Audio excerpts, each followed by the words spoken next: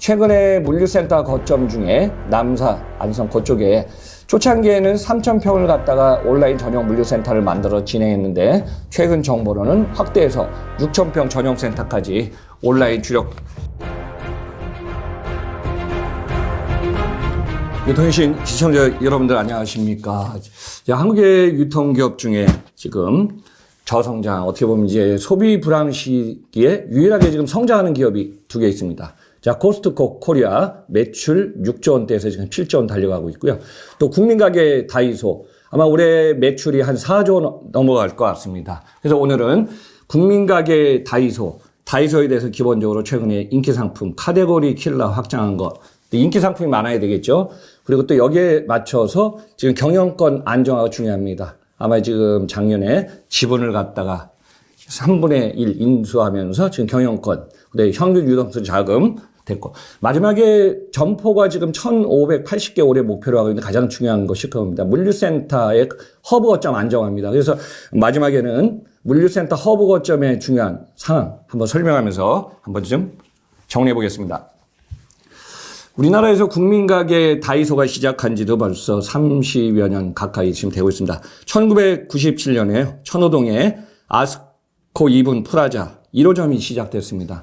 불과 지금 우리나라 IMF 힘든 시기였는데 이때 천원샵으로 시작해 갔고요. 어느 정도 지금 점포수가 늘었느냐 하면은 불과 몇 년 사이에 2015년에 점포수도 많아졌지만 매출이 1조 원 돌파, 2019년 2조 돌파, 2023년 3조 돌파, 2023년에 3조 4천이니까 올해는 지금 15% 성장하면요 4조 원 돌파할 것 같습니다. 그래서 지금 기본적으로 국민가게 다이소의 주인공 누구죠? 박정부 회장 1997년에 40대 중반으로 창업을 시작하셔갖고 벌써 지금 현역 81세 지금 현역을 띄고 계시는 분인데 뭐 경영권을 갖다가 안정화시키는 것도 중요하지만은 유통기업의 가장 큰 강점 뭐죠? 인기 상품을 발굴해서 소비자가 원하는 상품을 전진 배치해서 오프라인이나 온라인에다 물건을 갖다 줘야 되거든요. 근데 최근에 뭐 매장에 가셔도 여러분들 지금 뷰티 카테고리 킬러를 워낙 강화시켜 놔갖고 점포에 가면은 상품이 동날 정도로 지금 물건이 계속 지금 없어지고 있다고 합니다. 그래서 우선 순서를 점포 매출 이익률 상을 좀 점검해 보고요. 또 인기 상품 카테고리, 또 지분 경영권 확보, 마지막에 물류센터 강화 이렇게 한번 좀 진행해 보겠습니다. 자, 다이소의 점포 수를 보면요. 뭐 코로나 이전에 2018년에 1조 9,785 이 표에서 보시는 것처럼 약 2조 원대를 지금 달성하다가 이게 이제 2022년 2조 9,458억입니다. 거의 3조 원 근접했습니다. 근데 평균 15% 이상 성장하다 보니까요. 2023년에 3조 4,604억 원, 올해 2024년에 한 15% 성장하면 지금 4조 원 돌파할 것 같습니다. 영업이익은 평균적으로 이익률이 한 7% 정도로 좀 보시면 될 것 같습니다. 최근에 유통기업 상황에서 영업이익률이 대형 유통기업들이 사실 상당히 고전하는 상황에서 이익률이 1%, 2% 유지하냐 아니면 영업 손실로 달려가는 상황에서 국민가게 다이소 같은 경우 그래도 영업이익률은 잘 방어하고 있습니다. 자, 점포수 상을 한번 보시면요. 2019년에 1361점, 2020년 1339점, 2023년에는요, 1519점포. 올해 다이소에 관련해서 조금 이렇게 정보를 듣다 보니까요, 이런 얘기가 있었습니다. 오프라인 매장의 다이소 60점포 출점한다. 이대로 가니까 2024년 목표치 한 1580점포 예상할 것 같습니다. 그래서 다이소의 매출 증가에는 오프라인 점포에 강점이 있었는데 여러분 한번 생각해 봅시다. 전국에 오프라인 점포가 이제 안테나 숍이 된 경우도 있지만은 1580개 점포에서 일일 다이소를 갖다 출입하는 고객 수가 지금 가볍게 100만 명 이상이 넘었고요. 다이소의 강점은 점포수 중에 직영점이 1000점포가 넘어섰습니다. 그리고 나머지 이제 가맹점이 500점포고 국내 점포하면은 3000에서 4000점포 있다고 합니다. 그래서 항상 우리가 이제 오프라인이 약세가 되는 게 아니라 지금 대형마트 모든 기업이 지금 고민하는 게 오프라인의 카테고리 킬러, 또 고객이 직갱력이 있어서 잘 팔리는 상품을 발굴하는 게 너무 중요한데 이 부분에서 다이소는 계속 지금 진행하면서 지금 인기 상품을 런칭하면서 자꾸 매출을 하고 고객의 지금 영향력 있는 쪽으로 계속 지금 가고 있는 것 같습니다. 자본금은 변함없이 32억 1,000만 원 계속 유지하고 있고요. 그래서 지금 아마 2, 3년 있으면 이대로 가면은 국민가게 다이소가 5조 원 돌파하지 않을까. 자, 국내 유통기업 체인점 점포 중에서 단일 점포로 4조, 5조 같은 경우는 엄청난 영향력이거든요. 그래서 여러분들이 그만큼 국민가게 다이소를 많이 이용하니까 여기까지 오지 않았나 저는 개인적으로 이렇게 좀 보고 있습니다. 그럼 이제 다이소가 여기까지 올 수 있는 데는 2023, 24, 25년 소비시장, 경기상은 어떨까요? 저한테도 좀 많이 질문해서 제가 이제 국내 시장 환경을 한번 보니까 올해 2024년에 대다수의 기업들이 매출을 전년 대비 거의 그냥 비슷한 수준까지 가면 이거 선방한 겁니다. 오히려 매출을 감소하는 상황이 많이 있었고요. 여기서 지금 가장 심각했던 것이 뭐냐면은 그만큼 소비의 양극화가 강합니다. 물론 이제 고가 상품을 선호하는 백화점이나 일부는 있지만 대다수는 고가보다도 중저가 확대로 지금 많이 가고 있어요. 그래서 이제 소비 형태가 아무래도 물건을 사는데 안 살 수는 없지만은 저렴한 상품, 그 다음에 가격에 자기가 이제 가성비라든가 여기에 인정받는 구매 행동에 대해서 이 정도는 괜찮겠다. 납득 가는 상품 쪽으로는 많이 가는 겁니다. 그래서 지금 다이소 입장에서 가장 강점을 했던 것이 뭐냐면은 카테고리 상품 강화 중에서 뷰티 상품 강한 것이 상당히 좀 큰 영향을 좀 한 것 같습니다. 그래서 카테고리 확장이 우선 지금 주력했고요. 대표적으로 뷰티 상품은 2021년부터 시작해갔고요. 화장품 판매입니다. 여러분들 2024년 기억하십니까?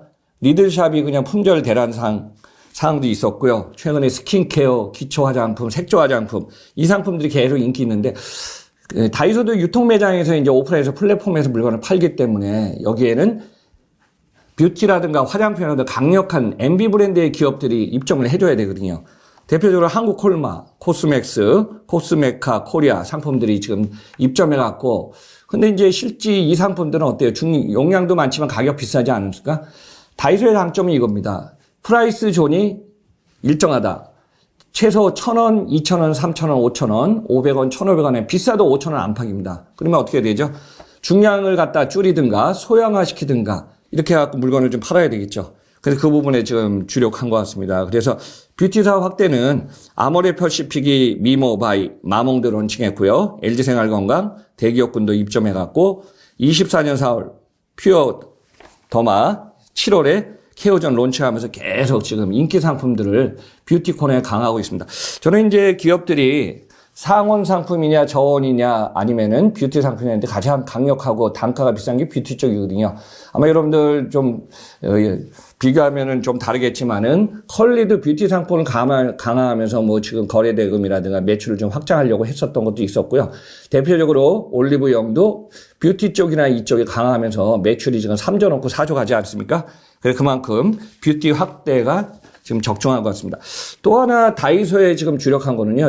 다이소에는 지금 어떤 발명품 같이 또 가격은 저렴하면서 우리 일상생활용품에 필요한 상품 많이 있지 않습니까?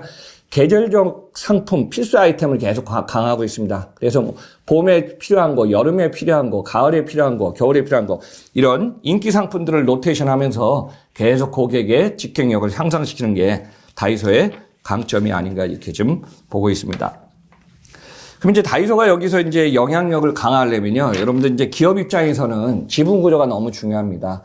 그래서 지금 경영권을 최소 50% 이상 갖고 있어야 상품군을 개발하든 투자를 하든 또 여기저기 물류 거점을 확대할 때 보면은 경영권을 확보할 수가 있거든요.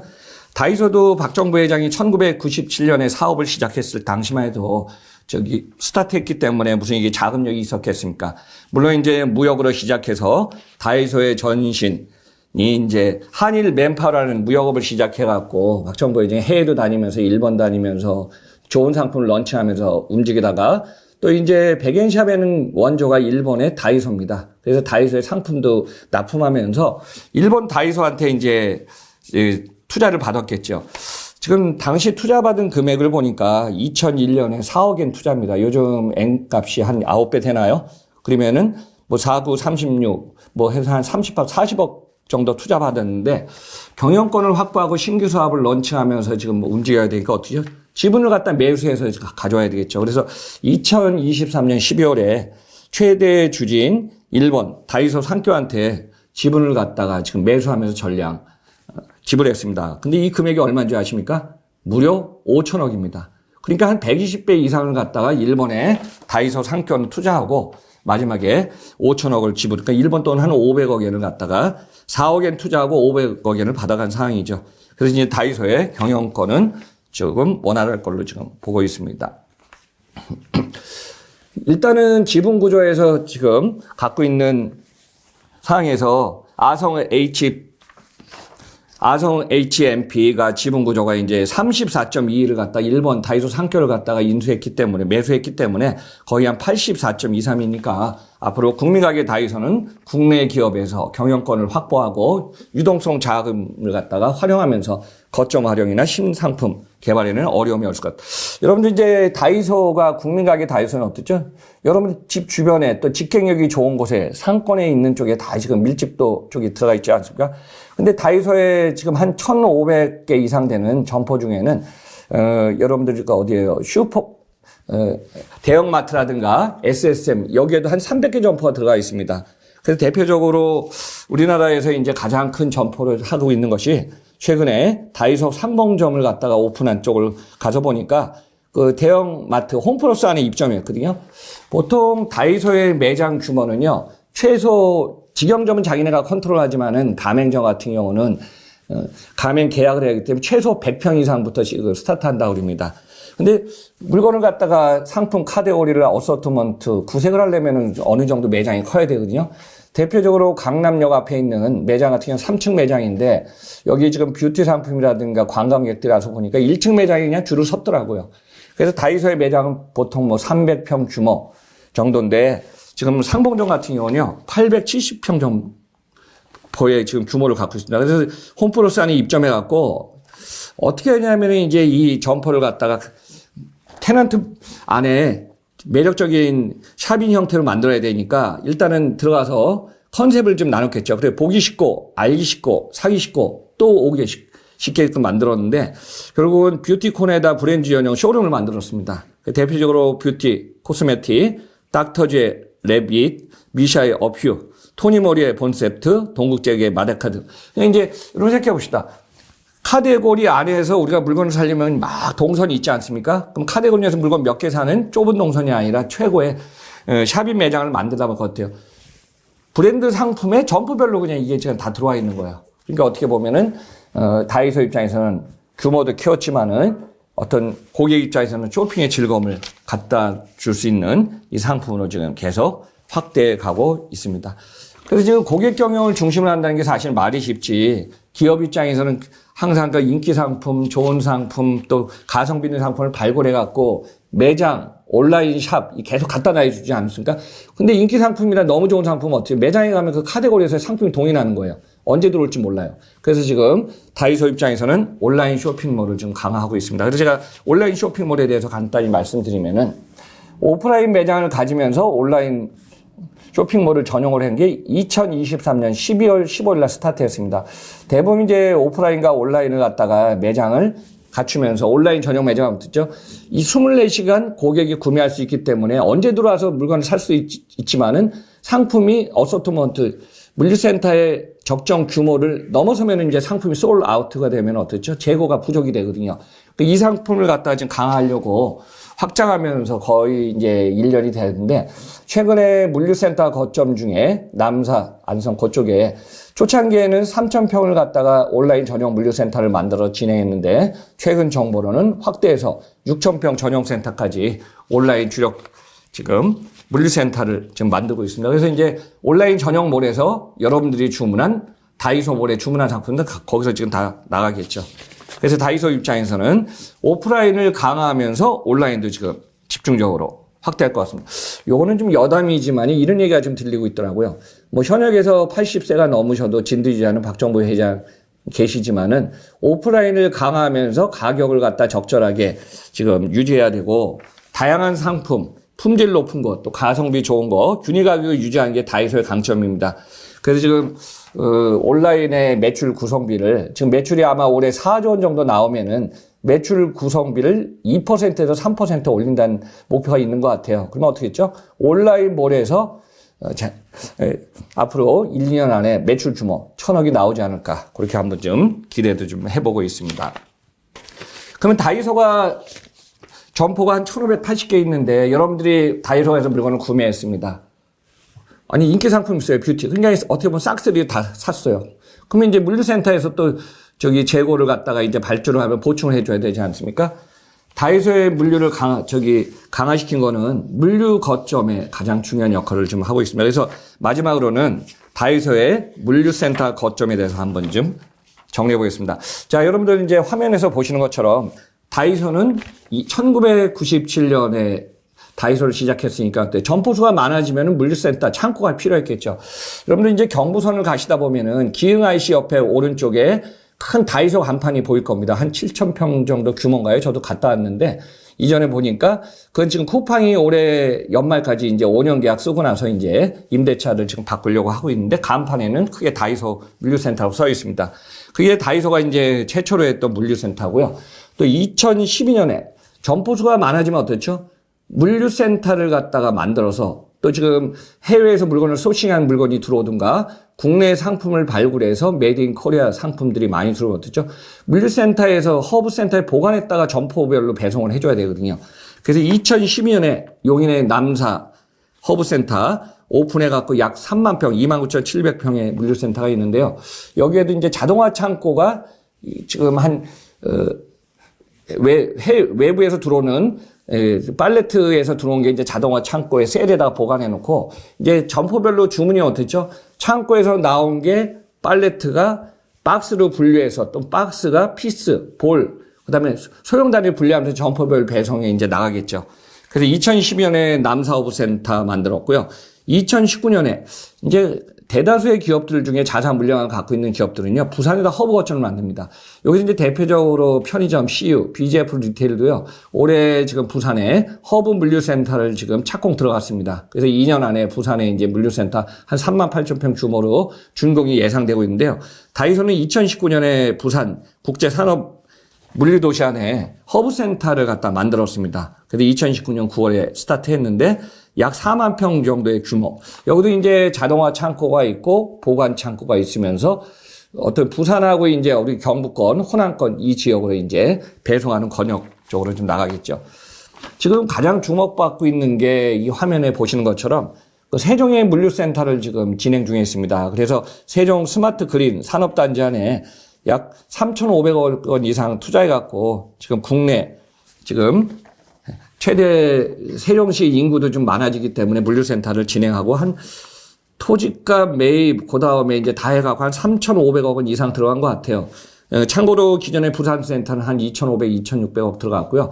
지금 남사면에 2012년에 자동화 센터는요 1,200억 원 돈이 투자된 센터입니다. 그래서 세종센터가 지금 거점이 될 수밖에 없는 거는 여러분들 이제 최근에 정부 부처도 세종시에 했지만 세종 신도심의 인구가 38만 명까지 그냥 급격히 늘었습니다. 그래서 우리나라 지금 제가 앞에서 설명드렸지만은 유통기업 중에 유일하게 코스트코 코리아하고 다이소가 지금 얘기를 했는데요. 코스트코 코리아도 다이소의 지금 세종 매장이 전 세계 1위, 2위 매장이 되고 있거든요. 그러니까 세종이 1위.